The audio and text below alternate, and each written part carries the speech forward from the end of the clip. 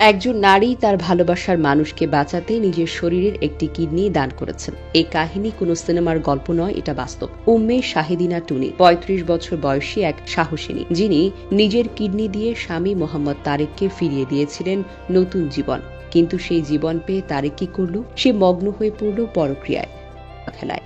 আর যে নারী তাকে জীবন দিয়েছিল তাকে একদিন মারধর করে নিজের ঘর থেকে বের করে দেয়। এই নির্মম অমানবিক ঘটনা ঘটেছে চট্টগ্রামের হালি শহরে।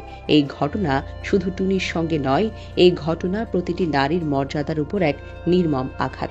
বিয়ের ২ বছরের মাথায় তারেকের শরীর ধীরে ধীরে ভেঙে পড়ছিল। ডায়াগনোসিস রিপোর্টে ধরা পড়ে তারেকের ২টো কিডনি প্রায় অকেজো। বাঁচতে হলে দরকার কিডনি প্রতিস্থাপন। টুনি তখন কি করলেন? কাঁদলেন না, ভেঙে পড়লেন না, বরং বুক চিতিয়ে সিদ্ধান্ত নিলেন তিনি নিজের একটি কিডনি দান করবেন তারেককে।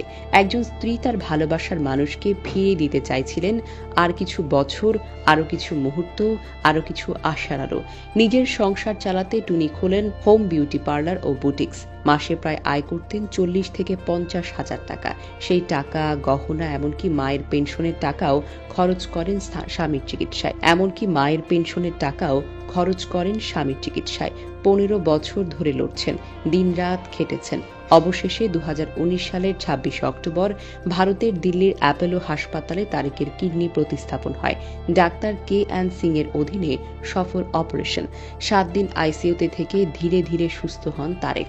তারপর কেভিন, আর তারপর দেশে ফেরা। একটা নতুন জীবন পায় তারেক। আর টুনি, তিনি খুশি ছিলেন, কারণ তিনি জানতেন তিনি জীবন দিয়েছেন। কিন্তু জীবন যখন ফিরে এলো, তারেকের আচরণও বদলে গেল। সে রাত করে বাসায় ফিরত, ফোনে কথা বলতো, ঘরে বসে ফিস ফিস করে। আসক্ত হলো, নতুন এক নারীর প্রেমে পড়ল। টুনি তখনও চুপ ছিলেন, ভেবেছিলেন হয়তো সময়ের সঙ্গে সঙ্গে ঠিক হয়ে যাবে, কিন্তু না, ধীরে ধীরে শুরু হলো মারধর।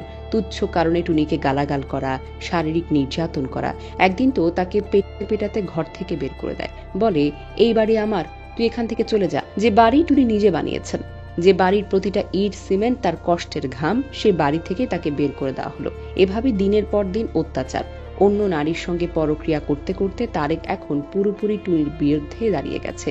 টুনিকে বলে, বাড়িটা আমার নামে লিখে দাও।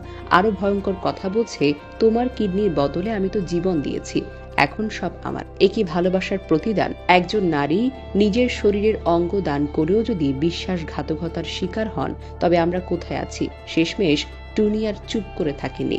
২০২৫ সালের ২রা ফেব্রুয়ারি তিনি নারী নির্যাতনের মামলা করেন। তারপর কৌশলে তারেক তাকে মামলা তুলে নিতে বাধ্য করে, কিন্তু টুনি হার মানেননি। এপ্রিল মাসে আবার মামলা করেন।